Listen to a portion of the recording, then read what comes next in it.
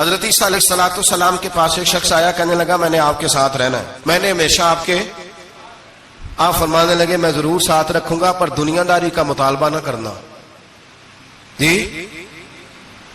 تو اس پیر دے بندے کی مرید ہون جدے مرید ہویا دکان ہی نہ چمکے، کیا مطلب ہوا بیعت ہونے کا؟ اتنی دیر کے مرید ہوئے ہیں تو کوئی فائدہ نہیں ہوا، نہ کاروبار چمکا نہ دکان بنی۔ الٹا پیر صاحب کہتے ہیں سود بند کر دو، دھوکے بند کر دو، فریب بند، جتوں ہوندا پیا اتوں بھی نہیں ہون دے، کیا فائدہ ہے نا جی؟ تو کوئی مکر فریب ہی نہیں، دجل ہی نہیں، سادہ سادہ کام کیسے ہوگا؟ حضرت عیسیٰ علیہ السلام کہنے لگے میرے ساتھ رہنا ہے تو دنیا داری سے، بولیے دنیا داری سے بچنا۔ کہنے لگا جی بالکل صحیح ہے۔ آپ فرمانے لگے چلو ٹھیک ہے۔ حضرت عیسیٰ نے چاہا کہ اس کا امتحان کریں، فرمایا پہلے دن وہ آیا ہے صحبت صلح میں رہنے کے لیے، خیر سیکھنے کے لیے۔ حضرت عیسیٰ علیہ السلام فرمانے لگے کتنی روٹیاں کھائے گا؟ کہنے لگا ایک۔ آپ نے 3 روٹیاں منگوائی، ایک خود کھائی ایک اس کو کھلائی، تیسری وہیں رکھی اور جناب عیسیٰ دریا پہ وضو کرنے تشریف لے گئے۔ واپس آیا تو روٹی کوئی نہیں تھی وہاں۔ فرمایا روٹی کس نے کھائی ہے؟ کہنے لگا کوئی پتہ نہیں۔ جناب عیسیٰ علیہ السلام نے نا اس کو معجزہ دکھایا۔ ایک ہرن جا رہی تھی، اس کے ساتھ 2-3 چھوٹے چھوٹے بچے تھے۔ حضرت عیسیٰ علیہ السلام نے ہرن کا ایک بچہ پکڑا، اس کو ذبح کیا۔ ہرن بھی کھڑی ہو گئی، باقی بچے بھی کھڑے ہو گئے۔ ذبح کیا اور ذبح کر کے اس کا گوشت بھونا، اس کو بھی کھلایا، خود بھی اتنا کھایا کہ سیر ہو گئے، ڈکار آنے لگے۔ فرمایا کھایا نا تم نے؟ لگا حضور کھایا ہے۔ فرمایا پیٹ میں ابھی ہے؟ کہا ہے۔ ہرن کے بچے کی ہڈیاں پڑی ہوئی تھیں، جناب عیسیٰ نے ساری ہڈیاں اکٹھی کر کے فرمایا کم باذن اللہ، اللہ کے حکم سے کھڑا ہو جا۔ وہ ہرن کا بچہ پھر زندہ ہو گیا۔ آپ فرمانے لگے ہرن کے بچے کا گوشت تیرے پیٹ میں بھی ہے، میرے پیٹ میں بچہ وہ جا رہا ہے، اب تو بتا دے روٹی کس نے کھائی ہے، اب تو بتا دے۔ کہنا جی کوئی پتہ نہیں، مجھے پتا۔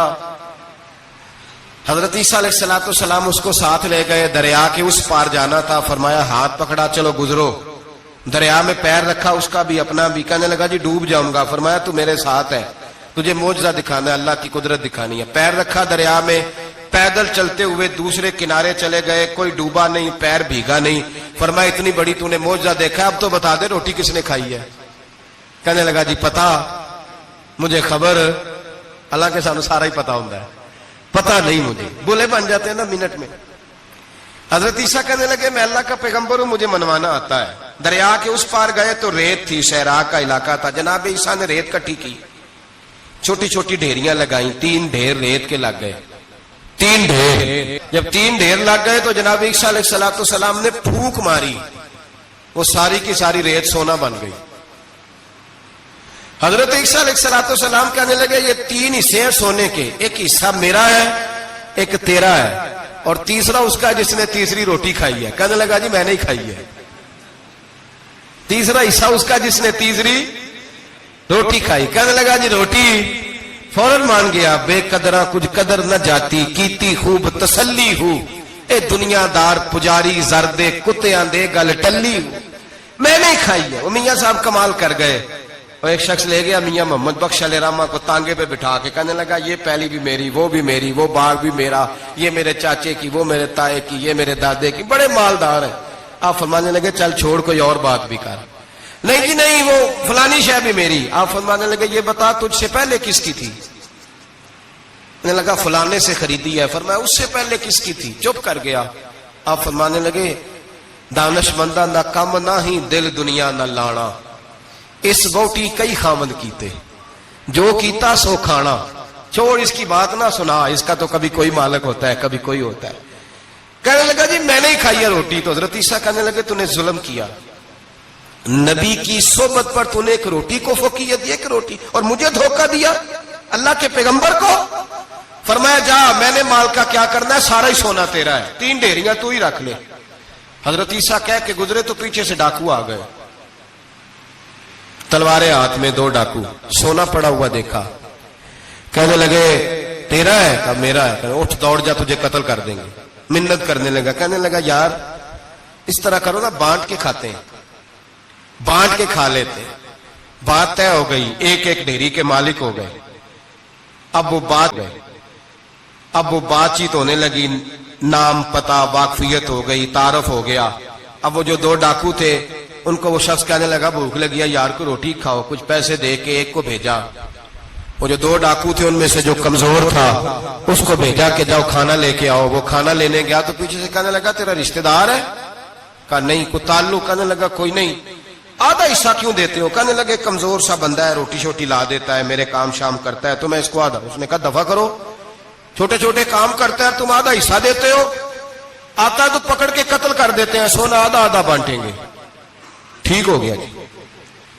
وہ جو روٹی لینے گیا تھا وہ بھی کہنے لگا مجھے تو نوکر سمجھا ہوا ہے نا, کھانے میں لاؤں, پانی میں لاؤں, بستر میں بچھاؤں. آج اتنا سونا ہاتھ آیا, بڑا ڈاکہ لگا, ان کو قتل کرتا ہوں نا دونوں کو, تو سونا میں قبضے میں کرتا ہوں. اس نے بھی دھوکہ دینے کا ارادہ کیا, کھانے میں زہر ملایا.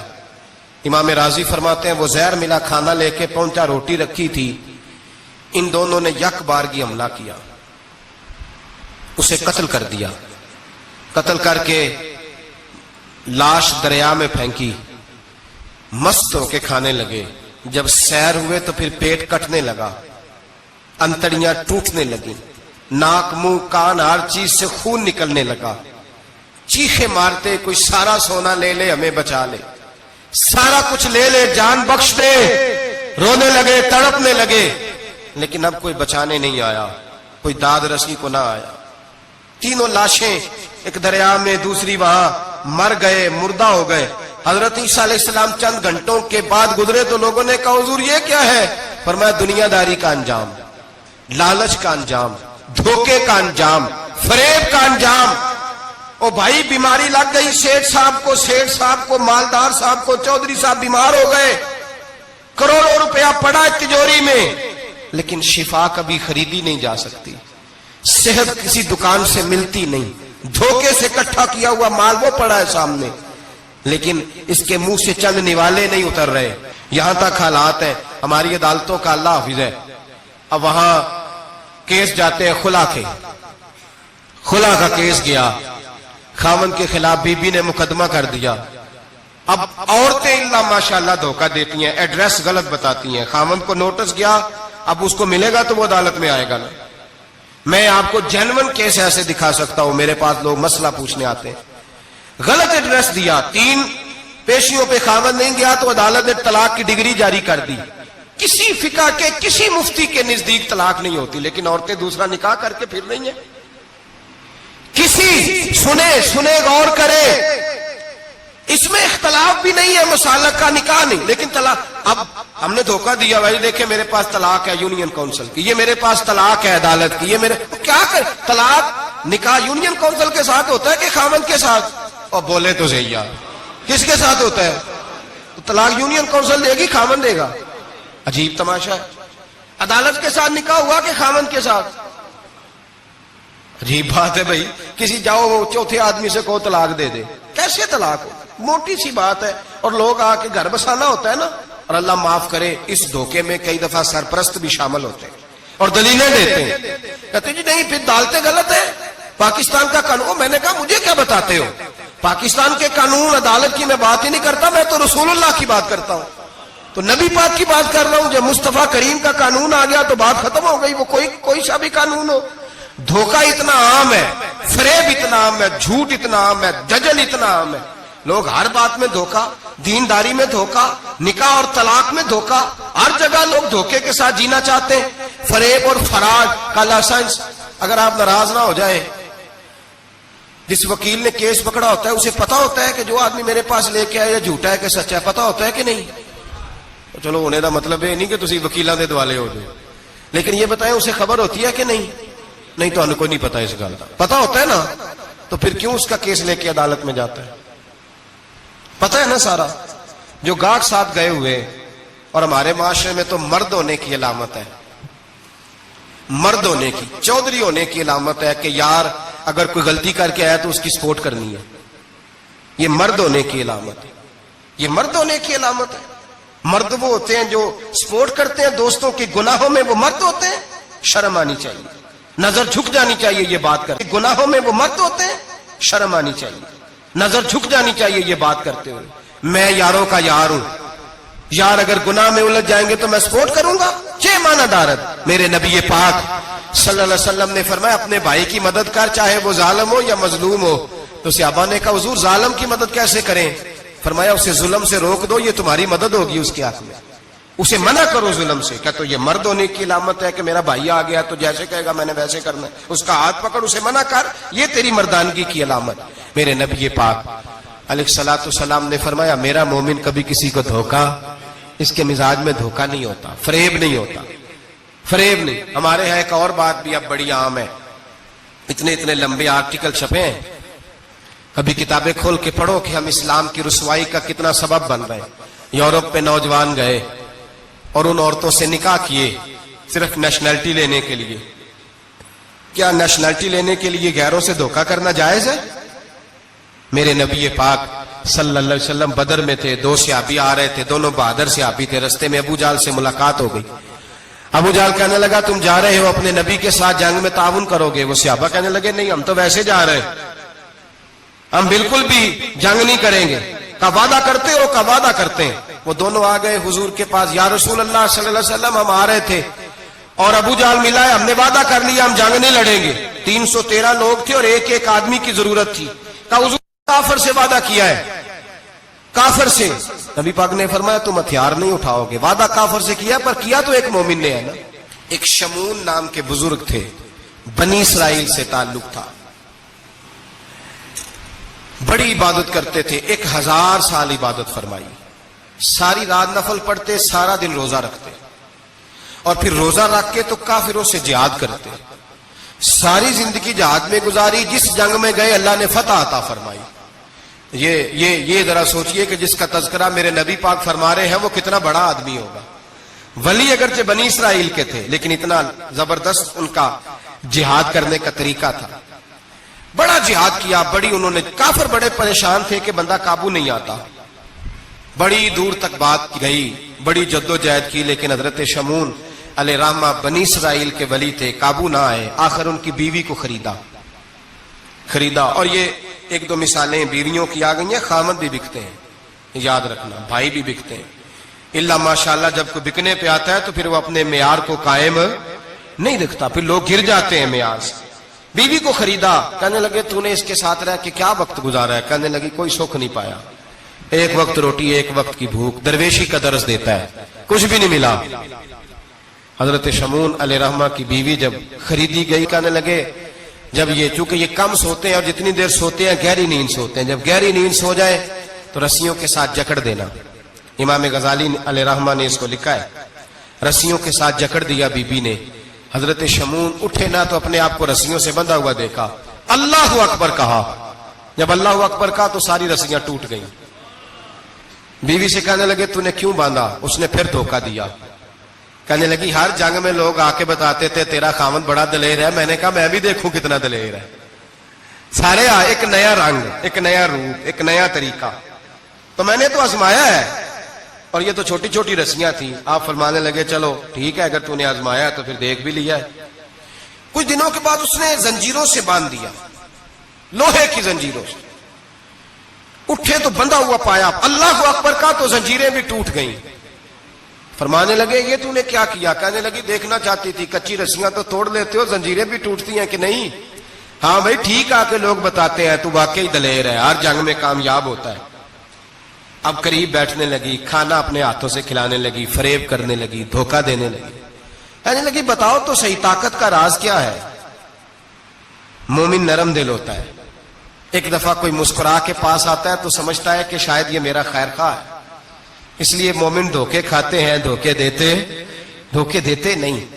جب اس نے محبت کے لب و لہجے میں بات کی تو جناب شمون کہنے لگے اور تو میں کسی چیز سے قابو نہیں آ سکتا. بال ان کے لمبے لمبے تھے، بیٹھتے تھے تو نیچے بال آتے تھے، ہماری شریعت میں جائز نہیں. نبی پاک صلی اللہ علیہ وسلم نے زلفے کانوں تک کی اجازت دی ہے، کندھوں تک کی اجازت ہے. کندھوں سے نیچے بال آئے تو حرام لکھا ہے اعلیٰ حضرت نے، کندھوں سے نیچے جائز نہیں. ان کے بال بڑے لمبے تھے، بیٹھتے تھے تو نیچے دب جاتے تھے.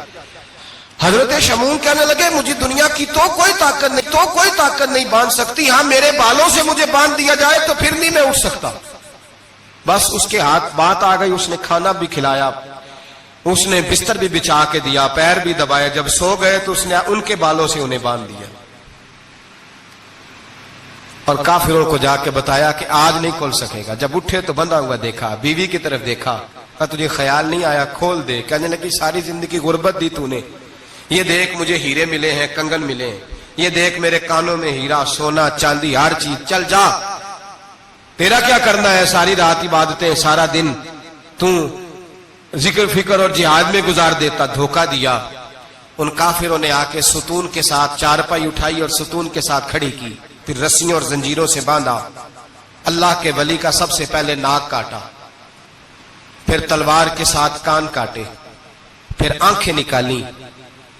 جب زبان کاٹنے لگے تو انہوں نے اللہ کو آواز دی, کہا میرے مولا میں کوئی لاوارث ہوں کہ کوئی مجھے دھوکہ دے اور اس انداز میں قتل کر دے؟ مولا میں دھوکے کھاتا رہا, میں کوئی لاوارث تو نہیں. جب یہ دعا فرمائی تو پھر بجلی چمکی, پھر اللہ کا قہر برسا. امام غزالی فرماتے ہیں وہ کافر جو آئے تھے وہ جلے, اس طرح جلے کہ ان کی ہوا بھی اڑ گئی. اب وہ بی بی دوڑی آئی اور پیروں میں بیٹھی کہنے لگی بخش دو. آپ فرمانے لگے ساری زندگی میں تیرے دھوکے کھاتا رہا, اب اللہ کی لاٹھی چلنے لگی ہے, اس کی آواز نہیں ہوتی, اب تو خدا کے حوالے ہے. پیروں سے آگ چلی. کہنے لگے وہ دیکھنا سونے سے کہہ تجھے بچائے, وہ جو تیرے ہاتھوں میں ہیرے کے کنگن ہیں انہیں کہہ تیری حفاظت کرے, اب وہ جو تیرے کانوں کے اندر سونے چاندی کی بالیاں اور کانٹے ہیں اور جھومر ہیں ان کو کہہ تجھے نجات دلائے. جلتی رہی, تڑپتی رہی, چیختی چلاتی رہی, اور اس طرح چیخی کہ وہ خاک بنی, ہوا میں اڑی. اللہ نے اپنے ولی کی آنکھیں بھی دوبارہ عطا فرما دی, کان بھی دوبارہ عطا فرما دیے. اللہ تبارک و تعالیٰ نے پہلے سے زیادہ طاقت دی. وہ جب باہر نکلے تو اعلان کر رہے تھے لوگوں دیکھو دھوکہ والے جل گئے, تباہ ہو گئے, نام و نشان مٹ گیا, اور مجھے دھوکہ دیا گیا تھا تو اللہ نے مجھے پہلے سے زیادہ طاقتیں عطا فرما دی, پہلے سے زیادہ قوتیں. دھوکہ نہ دیں, فریب نہ کریں. جو آپ کسی کو دے رہے ہیں, اور میرے محبوب علیہ الصلوۃ والسلام کی ایک حدیث تو یہ بتاتی ہے جو دنیا میں دھوکہ دے گا دنیا میں ہی اس کا نقصان اٹھائے گا. جو دنیا میں دھوکہ دے گا اس کا آخرت میں تو اٹھائے گا ہی, دنیا میں بھی اس کا نقصان. حضرت مریم رضی اللہ تعالی عنہا کو اللہ تبارک و تعالی نے بغیر باپ کے جناب عیسیٰ علیہ السلام عطا فرما دیے. اب اس بات کو جب لوگوں کے سامنے پیش کیا جائے گا, لوگ کیا رائے دیں گے, یہ بھی تو ایک مشکل کام ہے نا.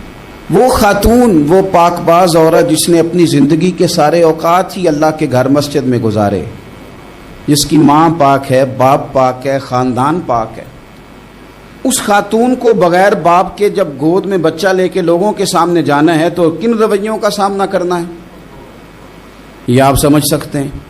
کسی شاعر نے کہا تھا کہ الجھے الجھے بکھرے بکھرے روز و شب دیکھے گا کون, لوگ تیرا جرم دیکھیں گے سبب دیکھے گا کون. لوگ تو ظاہری حالات کو دیکھتے ہیں اور فیصلہ کر دیتے ہیں, سبب کیا ہوا تھا, وجہ کیا بنی تھی, تصویر کا دوسرا رخ کیا, اس پر تو غور ہی کوئی نہیں کرتا. اور پھر مخلوق تو فنکار ہے اس درجہ کے پل بھر میں, سنگے درے کعبہ سے بھی اسنام تراشے, تم کون ہو کیا چیز ہے داغ کبابی. لوگوں نے تو مریم پہ بھی الزام تراشے, بڑے بڑے باعزت باوقار لوگ, اور ذرا سا کہیں کوئی نقطہ لوگوں کو نظر آتا ہے تو لوگ اس نقطے کو بہت بڑا قصہ بنا لیتے ہیں, بہت زیادہ داستان سرائی کرتے ہیں, نیک لوگوں کو بڑی تکلیف پہنچاتے ہیں. لیکن اگر وہ شخص سچا ہے اور اپنے رب کی بارگاہ میں وہ صاف ہے تو پھر اسے زیادہ وضاحتیں دینے کی ضرورت بھی نہیں. اور ویسے بھی جب لوگ بہت زیادہ مخالفت کر رہے ہوں تو وضاحتیں دینا کام بھی نہیں آتا, اس وقت صفائی دے کے انسان مزید الجھتا چلا جاتا ہے. حضرت مریم کی گود میں جناب عیسیٰ علیہ السلام تشریف لے آئے تو جناب مریم کو حکم تھا کہ آپ نے بولنا ہی نہیں, آپ نے بات ہی نہیں کرنی, آپ خاموش رہیں. وہ خاموش ہیں. بچہ پنگوڑے میں ہے, قوم کے سامنے ہے, تو قوم بڑے سخت نظروں سے دیکھتی ہے, بڑے سخت جملے کہتی ہے. اور انہوں نے کہا کہ مریم یہ بچہ کہاں سے آ گیا, آپ بھی نیک. آپ نے کہا کہ مریم یہ بچہ کہاں سے آ گیا, آپ بھی نیک, آپ کا باپ بھی نیک. تو جناب مریم نے کیا کہا, قرآن مجید سورہ مریم کی آیت نمبر 29 دیکھیے, فاشارت الیہ. تو جناب مریم نے نا پنگوڑے کی طرف اشارہ کیا, جناب عیسیٰ کی طرف اشارہ کیا, توجہ ادھر کی, فاشارت الیہ, بچے کی طرف اشارہ کیا. گویا اس سے پوچھ لے تو قوم کیا کہتی ہے, انہوں نے کہا قالوا کیف نکلم من کان فی المہد صبیا، یہ کیسے بات کرے گا، یہ تو پنگوڑے میں بچہ ہے۔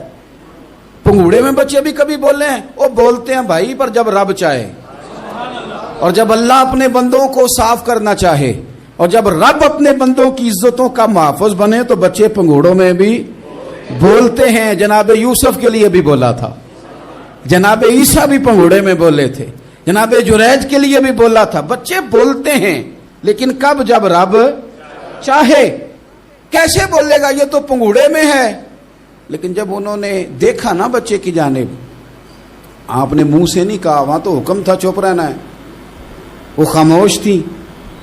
پنگوڑے کی طرف اشارہ کر کے کہا اس سے پوچھ لو جو پنگوڑے میں ہے۔ تو جناب عیسیٰ پنگوڑے سے بولے اور سیدھے ہاتھ کے اشارے کر کر کے بولے۔ کیا کہتے ہیں؟ فرمانے لگے قال انی عبد اللہ۔ عیسائیوں نے کل کلاں کو کہنا تھا نا وہ اللہ کے بیٹے ہیں، انہوں نے بات یہاں سے شروع کی، کہنے لگے لوگوں سنو میں اللہ کا بندہ ہوں۔ بات شروع یہاں سے کی، جو کل بات ہونی تھی آج اس کا اظہار کیا، کہنے لگے انی عبد اللہ، میں اللہ کا بندہ ہوں۔ آتانی الکتاب، مجھے کتاب دی گئی ہے، وجعلنی نبیا، اور رب نے مجھے نبی بنا کے بھیجا ہے۔